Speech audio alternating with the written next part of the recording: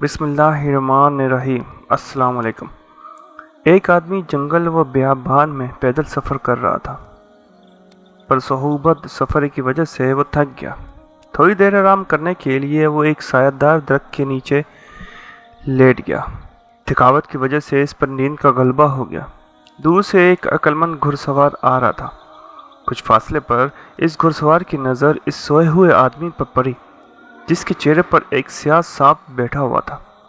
سوئے ہوئے آدمی کو اس سانپ سے بچانے کی خاطر وہ گھوڑے سے نیچے اترنے ہی والا تھا کہ وہ سیاہ سانپ اس سوئے ہوئے آدمی کے منہ میں داخل ہو کر اس کے پیٹ میں چلا گیا۔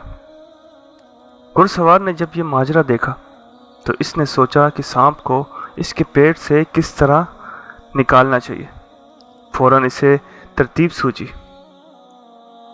اس نے سوئے ہوئے نادان غافل آدمی کو زور زور سے 2-4 گھونسے مارے۔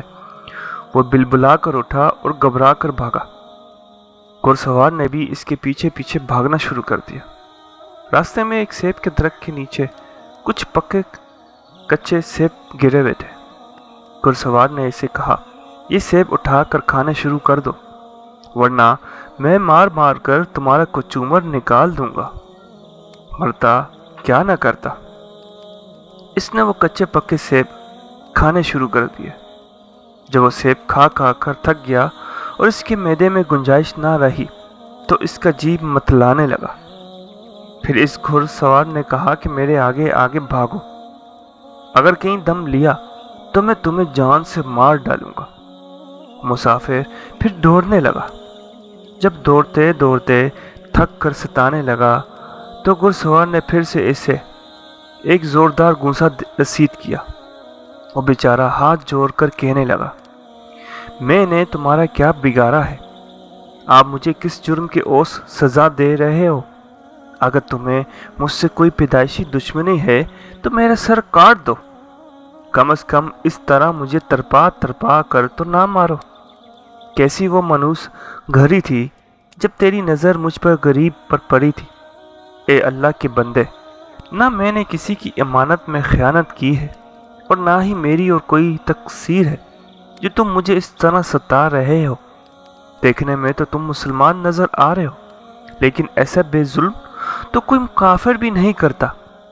گھڑ سوار نے کہا، اگر تو جان کی امان چاہتا ہے تو ناک کی سیدھ میں بھاگ، تھوڑی دیر بعد تمہیں خود بخود پتہ چل جائے گا۔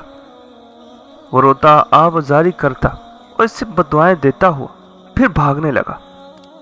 سیبوں سے معدے پر پر تھا، اس طرح بھاگنے سے اس کا دل متلانے لگا اور سفر ہیجان میں آیا۔ وہ بھاگتے ہوئے منہ کے بل گر پڑا۔ وہ کے پہ کے کرنے لگا۔ آنن فانن سارا کھایا پیا باہر آ گیا۔ اس سے وہ سیاہ سانپ بھی اس کے پیٹ سے نکل آیا۔ جب اس کی نظر سانپ پر پڑی تو خوف سے تھر تھر کانپنے لگا۔ چند لمحے پہلے جو اس پر تکلیفوں کا پہاڑ گرا ہوا تھا، وہ ساری تکلیف جاتی رہی۔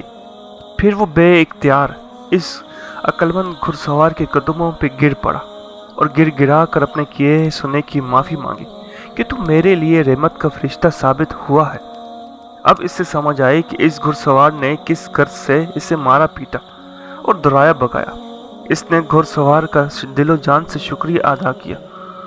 تو میرا سردار اور ولی نعمت ہے، مبارک تھی وہ گھڑی کہ تو نے مجھے اس حالت میں دیکھ لیا، ورنہ میرا تو کام تمام ہو چکا تھا۔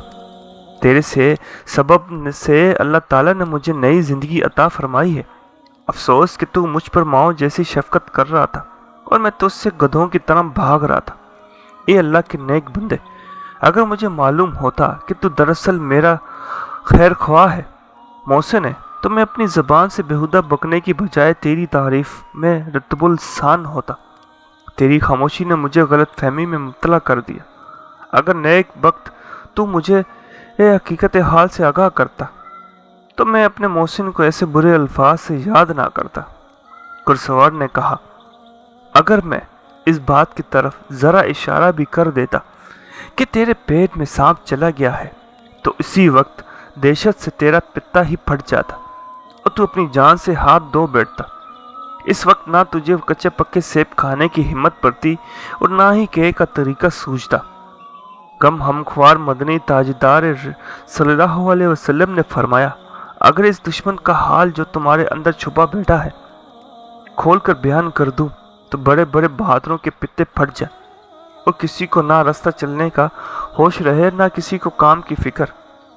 दरसे हयात, जिस चीज को तुम जहमत समझते हो शायद वो तुम्हारे हक में रहमत हो। दाना दुश्मन नादान दोस्त से बेहतर है।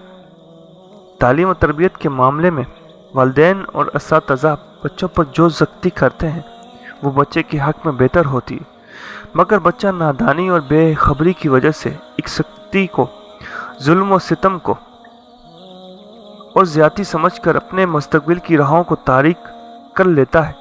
जब वक्त गुजर जाता है तो फिर ये ऐसी दलदल में फंस जाता है कि एक पाँव निकालता है तो दूसरा फंस जाता है।